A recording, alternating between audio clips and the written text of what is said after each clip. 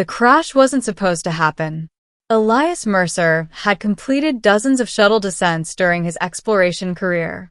But the storm that swallowed his landing craft was unlike anything found in the Colonial Flight Manual: sky-splitting violet lightning, wind sharp enough to tear plating, and a gravitational pulse his systems couldn't identify. When he woke in the wreckage, smoke filled his lungs, alarms screeched, and the metal hull radiated heat like a furnace. His vision blurred, but one thought cut through the chaos. He wasn't alone. Someone or something was dragging him out of the burning shuttle. Elias's boots scraped across stone before the world dimmed again. The first sight. He came to inside a cavern lit with blue fire crystals.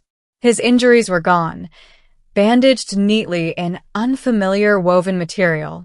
Warmth pressed against his skin, a presence sitting beside him. She wasn't human. Her skin shimmered like polished silver, eyes bright gold with slitted pupils, and hair flowed like strands of obsidian glass. Armor plated her form, yet it looked more ceremonial than protective. Elias recognized her species instantly. Thalkyr, a warlike empire, apex predators of the galaxy. The woman sat so close he could smell her, light spice and cold metal. "You survive well for a fragile species," she said, her voice deep and musical. "I get that a lot," Elias replied hoarsely. The alien woman tilted her head. "Do you know who I am?" He didn't answer. But he did. Everyone knew.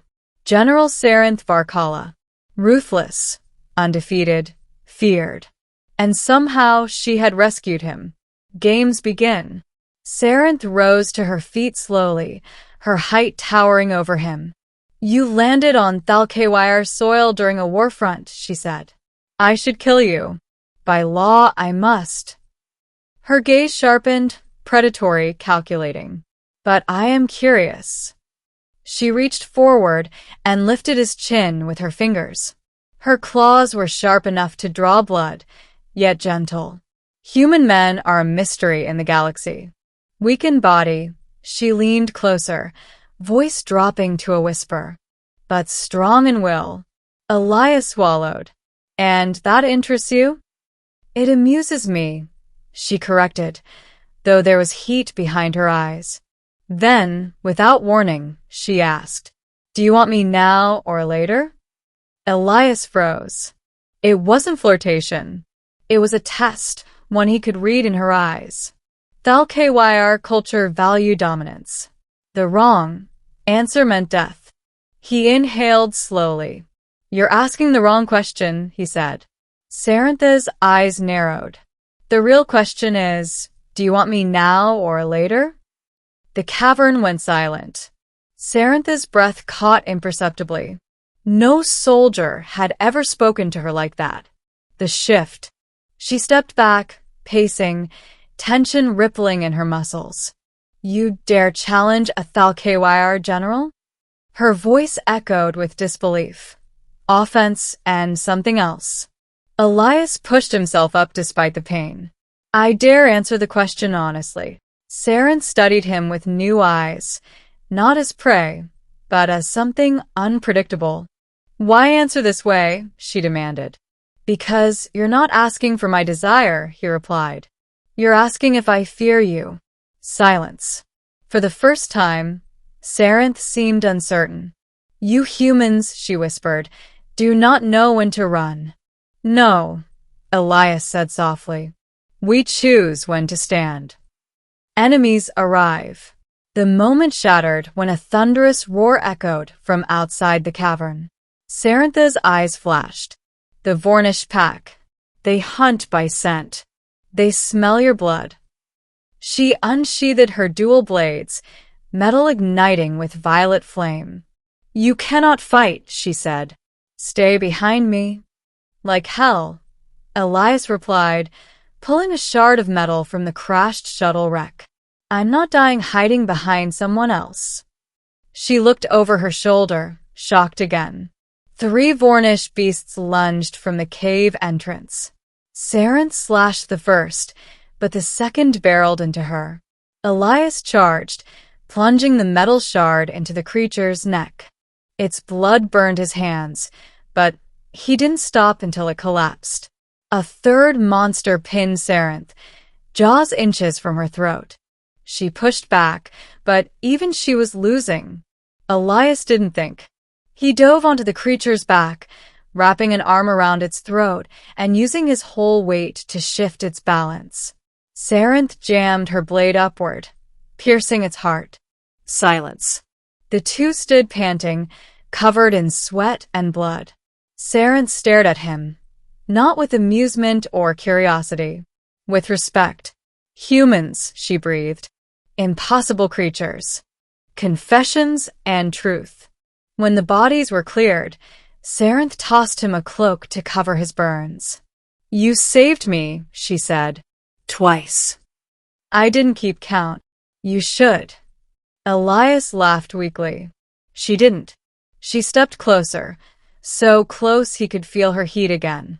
My people believe that any who stands beside a HFY in battle is bound. Bound how? He asked cautiously. By fate, she whispered. By choice. By blood. He met her gaze. And you believe that? I never did. Her voice softened. Until now.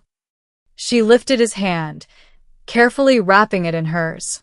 That question I asked you, Sarenth said, was not only a test. It was a confession. What confession? She leaned her forehead against his. HFY intimacy. I wanted you. Before I understood why. Elias's breath stilled. And now, he whispered. Now, Sarenth said, trembling, I want you still, but not as something to own.